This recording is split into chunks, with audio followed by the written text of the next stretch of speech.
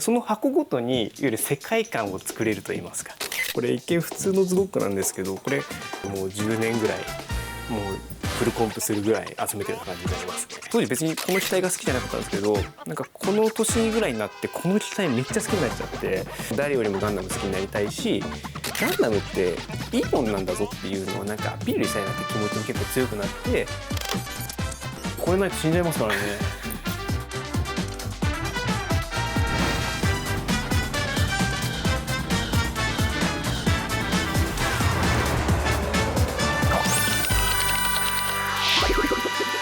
南青山マニアックチャンネル。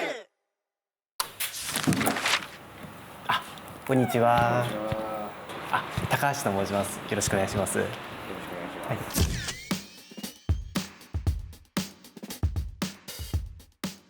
では早速です。どうぞ。部屋がこっちになります。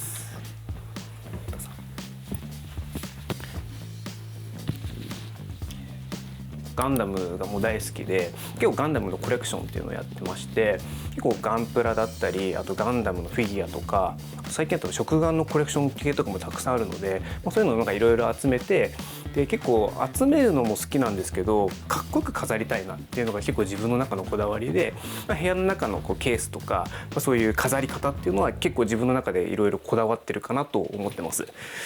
ース、例えば今手前のところに関しては、これもともとこれコレクションケースではないんですけど、これシューズボックスなんですよ。なんかその専用のフィギュアケースだと高かったりとか、逆に安すぎるものだとかっこよく飾れないなっていうところで、いろんなお店とかネットショップとか探して、このガンダムとか、こうフィギュアとかをかっこよく飾れるケースなんだろうってやって模索した結果1個見つけたのが、このシューズケース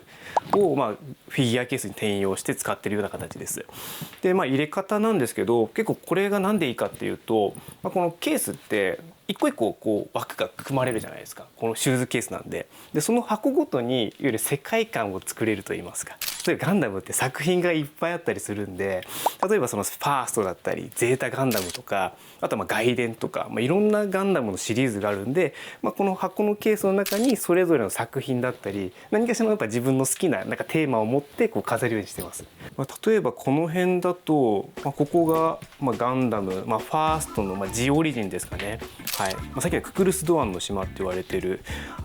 劇場作品の機体をまとめたりとか、そうですね、これは結構こだわりました。なんかちょっと模索もあったんですけど、ガンプラだけで展示するのもいいんですけど、なんかガンプラとそのフィギュアをなんか組み合わせてなんかその作品の世界観出したいなと思って、で結構そのガンダムシリーズってこうビネットじゃないですけど、ジオラマを模したようなフィギュアとかもやっぱり立体としてあるんで、それでなんかこう場面車を作りながら、なんか一番目立たせたい機体はガンプラで飾るみたいな。今回これだとその最初のガンダムの劇場版3部作のなんかこう冒頭シーンとか愛戦士とか巡り合い空のちょっとそのワンシーンをちょっとイメージしてディスプレイみたいな感じですね。なんかこれはもうなんか自分の中でやりきったなってあるんですけど、やっぱなかなかこう全部のそのコーナーにまだそれを全部やれてないんで、なんか少しずつこういう感じでなんかこの作品みたいなのをいつか作ってみたいなと思ってるんですよね。はい。多分これがゴール地点の一つなのかなと思ってます。なんかテーマっていうのを、これはちょっとそのなんか展示としてなんか自分が多分見た時になんか心地よいか心地よくないかの多分差だと思うんですけど、その時にやっぱこう箱ごとにやっぱこう固まって綺麗に置いてあった方が、なんかこうなんだろう、普段の日常生活でこう今こう座ってる時にこう眺めてていいなって思えるかどうかだと思ってて、その中のやっぱ根底でやっぱその世界観っていうのがやっぱ大事なのがやっぱガンダムシリーズなのかなと思ったんで、そこでやっぱこういう置き方をするっていうのがやっぱこだわってるのかなとは思いますね。はい。これガンダムコンバージっていうもう10年以上続いている、フィギュアのシリーズの一つなんですけど、それを全部飾るために専用のショーケースを用意して、照明とかひな壇とかもう全部こだわって多分オンリーワンのケースになってるんじゃないかなと。はい。ですね、僕の中で結構思い入れがあるのが、今どこにいるんだろうな。ちょっと待ってくださいね。ちょっと持ってきますね。ちょっとこれですね。これ量産型ズゴックで多分知ってる人ももしかしたら多いかもしれないんですけど、これ一見普通のズゴックなんですけど、これコンバージっていうフィギュアが、全国のお菓子売り場とかコンビニで売ってる商品なんですけど、このズゴックに関してはセブンイレブンじゃないと買えないやつで、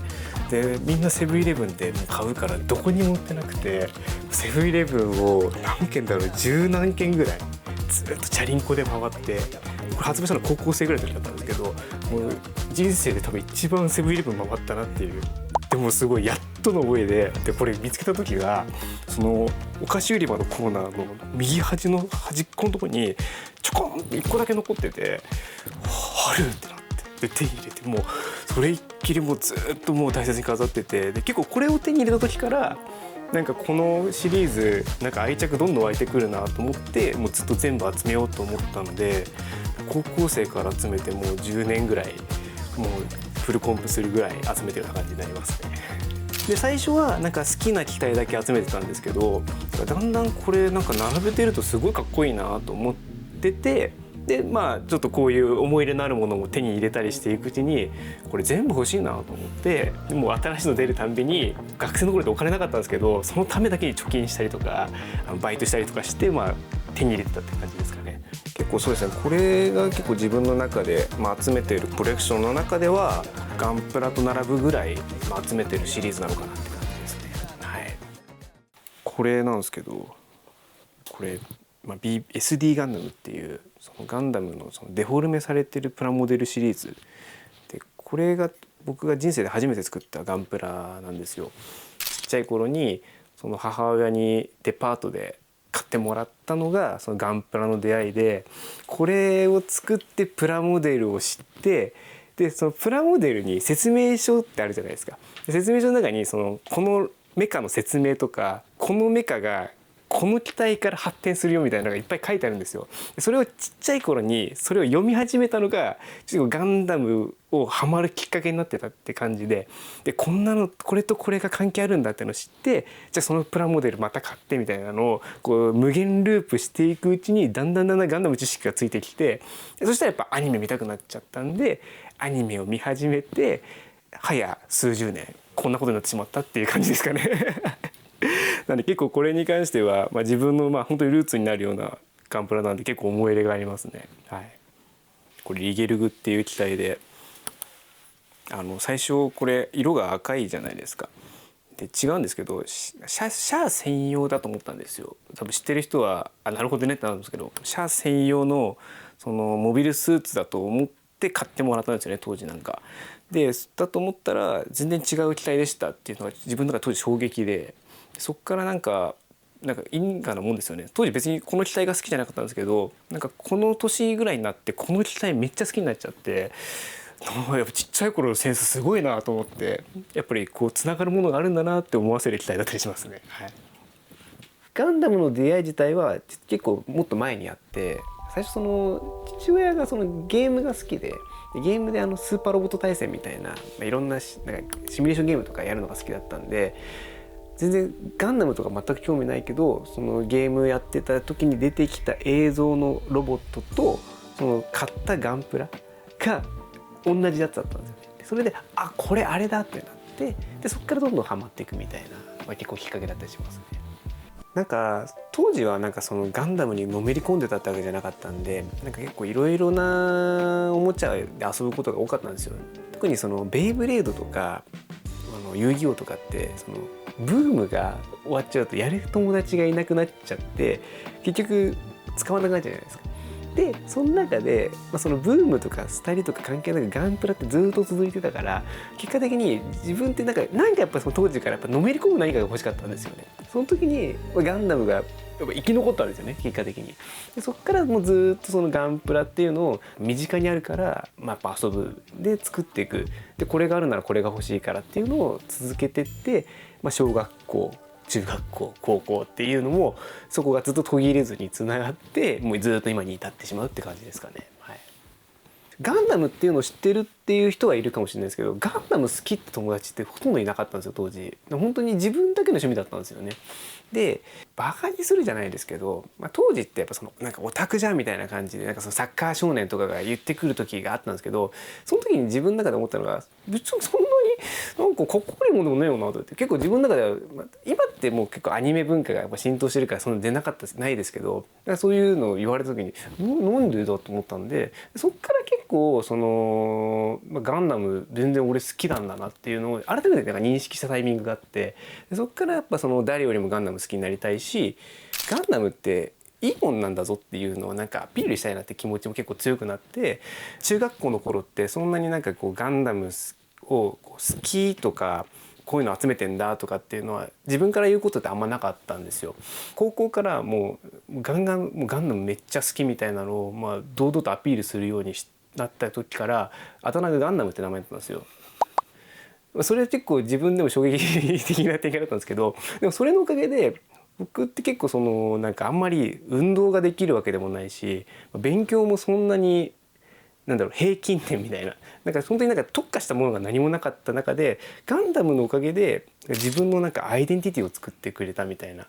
ガンダムっていうそのコンテンツを好きだったおかげで、その高校の時ってやっぱガンダムってやつがいるみたいな、結構イメージがついたみたいで、それで結構顔を覚えてくれたりとか仲良くなった友達とか結構いて、ガンダムがなかったら僕って普通のなんか単調な高校生活を送ってたかもしれないんですけど、ガンダムをしてたから結構その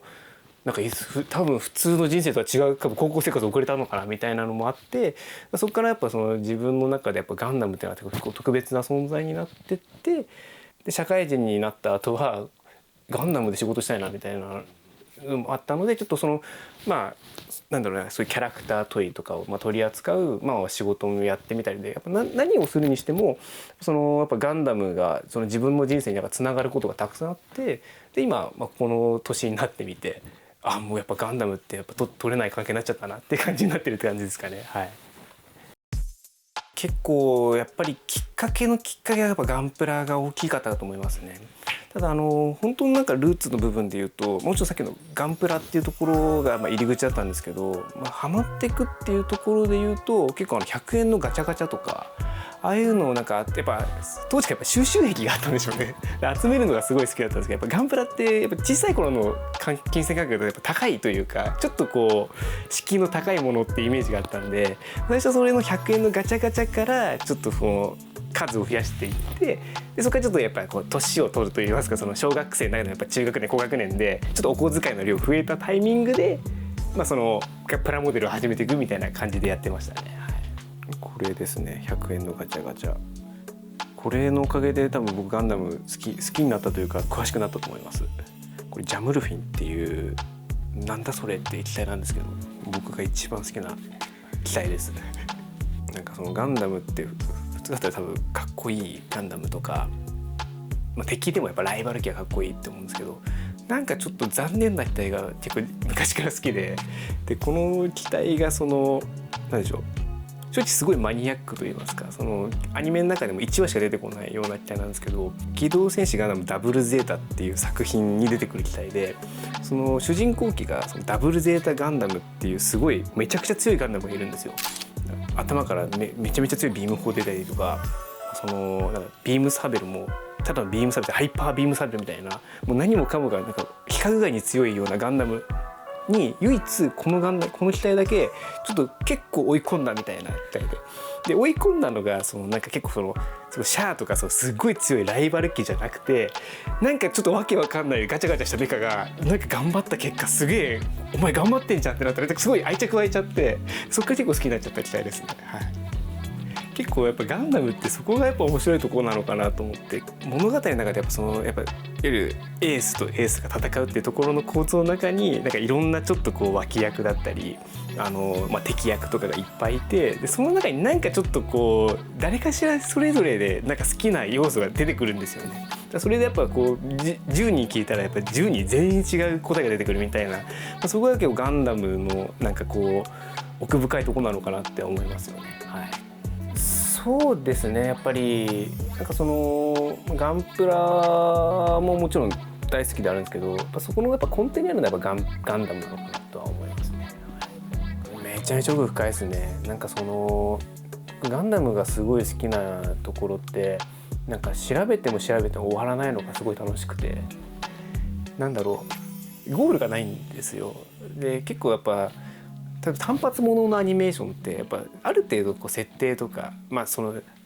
資料とかこう見ていけばなんとなく物事を理解できるけど、ガンダムって例えばなんか A の要素を理解するのになんか B と C の要素も知らないといけないみたいな、でこう知っていくうちに、あ、これとこれがここに繋がるのねみたいな、なんかこう点と点が繋がることが結構たくさんある要素が多い作品なのかなと思ってて、特にやっぱその例えばガンダムの作品で宇宙世紀のシリーズって、最初のガンダムからずっとそのストーリーがつながっていて、でそのストーリーのこのちょっとしたそのなんかトピックのところに最初の方のガンダムとかの話がつながったりとかっていう、なんかこの点と点がつながる展開っていうのがやっぱ自分の中ですごい好きなのかなっていうので、そう結構「スター・ウォーズ」とか、そういう作品も好きだけどやっぱガンダムとかがやっぱ特に好きなのかなっていうのはありますよね。はい、自分のそのなんかコレクションのこだわりでなんか空きを作るようにしてて、で空き作ってるのがそのなんか全部いっぱいになっちゃうと、例えばなんか本当に飾りたいものできた時になんか入れ替えしなきゃいけなくなっちゃうんで、もう必ず一箇所だけはもう開けるようにしてて、で入れて、で他のとこ整理してまた一箇所開けてみたいな形にして、なんか本当に気に入ったものが来るたびにすぐ入れられるみたいな、なんか入れられる場所がないとずっと例えばテーブルとかに置きっぱなしにしちゃうっていうのが結構ざらにあるんで、ちょっとこう綺麗に飾る上で結構こだわってるところですかね。はい、ただこのなんかそのケースのなんか中に入れる想定がなんか思いつかない時はもう上みたいにどんどん積んでってるみたいな、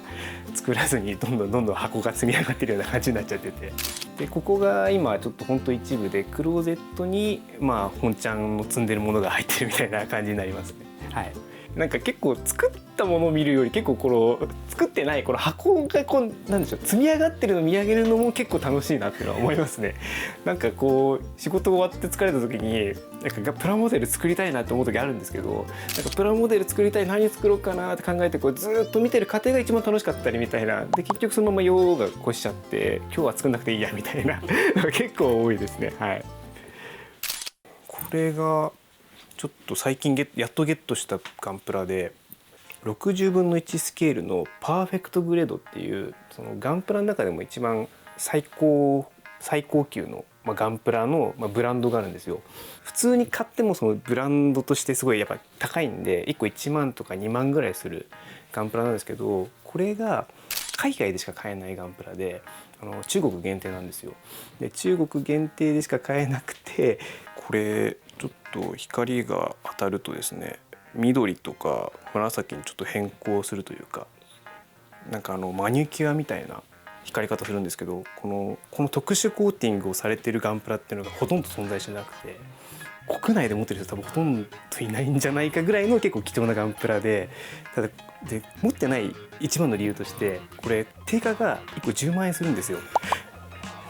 ガンプラを集める時に結構塗装とかもするんですけど、塗装しないで出来上がったものの雰囲気が結構好きだったりして、プラモデルっぽいというか、特にそのプラモデルの中でもなんかそのギミックがすごかったりとか、あとなんか特殊なパーツ使ってなんか素材感楽しんだりとかっていうのが結構そういうところで楽しむところが多い中で、このガンプラはその色合いとか、なんかこの機体の元々のその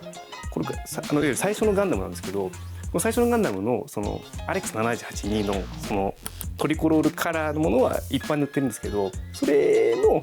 なんか元々の素材がめっちゃいいのをさらにこれが良くしてるなっていうので、こんなに素晴らしいガンプラないなと思って、もう出た時からずっと探してて、で1ヶ月ぐらい前にやっと手に入ったみたいな感じですね。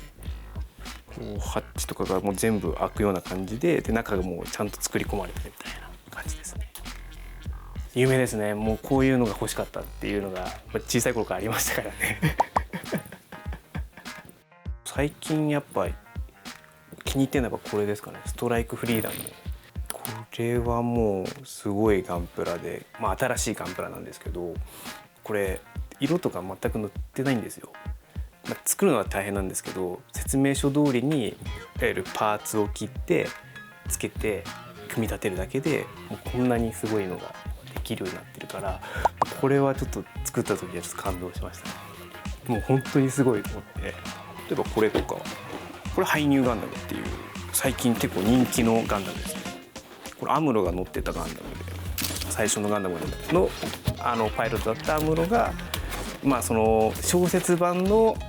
ちょっとマニアックな小説版にちょっとマニアックな話しちゃってこれ置いてきぼりになっちゃうんですけど、小説版のその逆襲のシャアっていう作品に乗るモビル、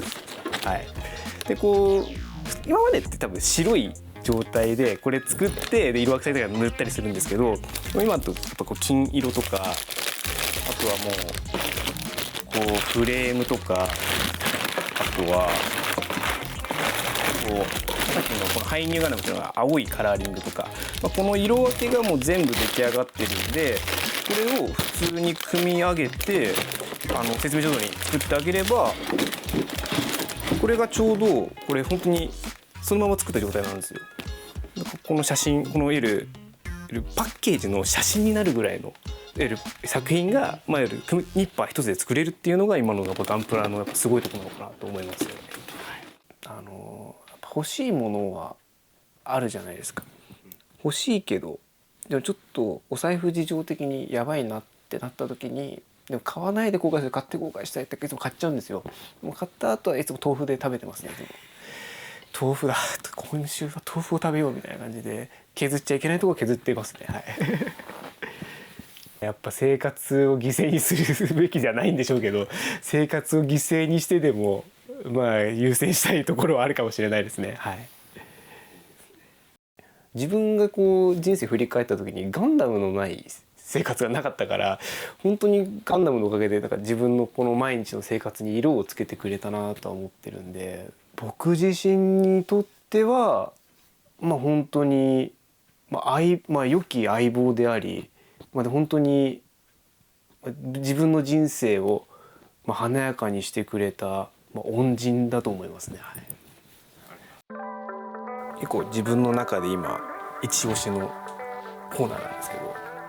機動戦士ガンダム水星の魔女っていう作品が2022年の秋から始まって、で2023に完結したアニメシリーズなんですけど、この作品がもう今すっごいハマっちゃって、であんまりそのガンプラとかさっき集めてるっていうのは結構いろいろご紹介したんですけど、例えばこのシリーズのガンプラ全部集めてるっていうのはなかったんですよ今まで。本当に自分の好きなガンプラをピックアップして買うみたいな感じだったんですけど、これに関してはもう好き嫌い関係なくもう全部集めて、で今このケースにその水星の魔女に登場するそのガンプラを全部入れてるような感じになってます。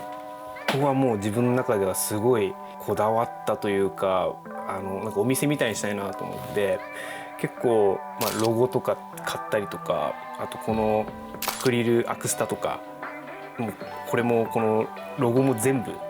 もう別々で買って、でも少しずつ集めていって、で最初はもう本当にそのアニメをリアルタイム見ながらそのガンプラを集めていく感じだったんで、最初は本当にこの主人公のガンダムエアリアルって言うんですけど、これと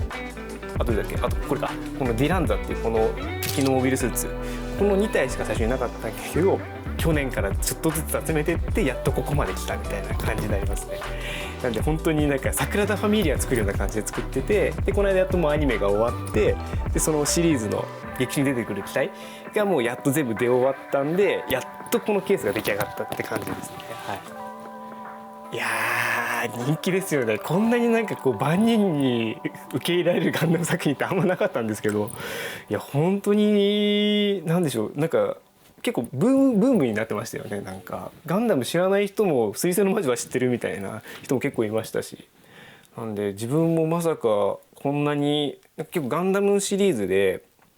その最初のガンダムとかが好きなんですよ。その宇宙世紀のゼータとかダブルゼータとかが好きなんですけど、結構最近のそのシードとか鉄血のオルフェンズとかも見てはいるけど、なんかすっごいなんかこういうことやりたいってまでハマってはなかったんですけど、こんなにハマることあるみたいなぐらいハマっちゃったんで、やるとこまでやっちゃったなとは思いますよね。いや本当になんか毎週楽しみにさせてくれましたよね。本当にいや来週どうなっちゃうのっていうのを毎週待ってくれるみたいな。そうですね、もうそのなんか水星の魔女を見るために毎週生きてるみたいな感じの生活でしたもん。やってた時本当にもう本当その日までもうずっとそわそわして、で日曜日とかって夕方5時にやるから、もうその日何にも集中できないんですよね。もう続き楽しみすぎてそれぐらいハマったんで、なんでやっぱその思い入れをちょっとケースにはちょっと落とし込んだ感じですね。ぱ自分もやっぱガンダム知ったのってやっぱ好奇心、小さい頃だから余計にあったかもしれないですけど、結構好奇心とか興味でやっぱ始まることが多いと思ってて、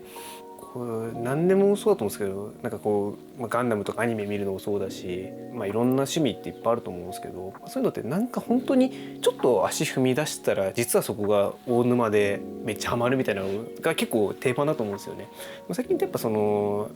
何でも今スマホとかで知れる環境だからこそ、なんかその一歩が踏み出しにくいのかなって結構思ってて、その一歩をなんか踏み出してもいいのかなとはちょっと僕は思いますね。なんかほんのちょっとの興味でちょっと触ってみる。なんかガンプラとかでもいいんですけど、結構ガンダムって敷居が高いイメージあると思うんですけど、なんかちょっとかっこいいとか、なんかこの間これ見たことあんなぐらいの気持ちで多分一個触ったら、多分それで結構沼に使っちゃうっていうのも結構あると思うんですよね。でそれでなんか立派な趣味にもなると思うんで、なんか本当になんかあと半歩出したらもっと楽しいのにとは思いますかね。はい。楽しいですか？そうですね。これないと死んじゃいますからね。そりゃそうですね。